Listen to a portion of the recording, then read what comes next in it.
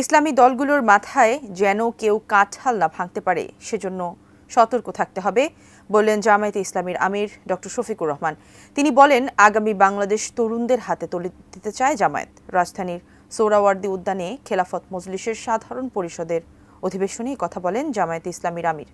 অন্যদিকে সবাইকে নিয়ে জাতীয় সরকার গঠনের কথা বলছে বিএনপি।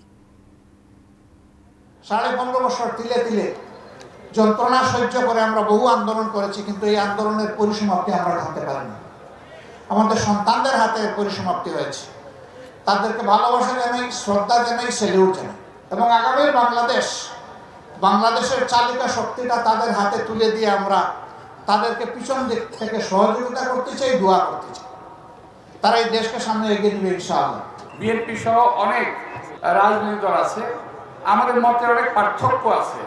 এক জায়গায় কিন্তু আমরা এক দেশের স্বাধীনতা এবং সার্বভৌমত্বের লক্ষ্যে আমাদের কোনো আপোষ আমরা করব না। এই লক্ষ্যে কিন্তু আমাদের সকল দলগুলো কিন্তু এক। দেশের নেত্রী বেগম খালেদা জিয়ার নেতৃত্বে, তারেক রহমানের নেতৃত্বে কিন্তু আমরা নিজেরা ঐক্যবদ্ধ আছি এবং সবাইকে নিয়ে কাজ করার জন্য আমরা কিন্তু ওয়াদাবদ্ধ।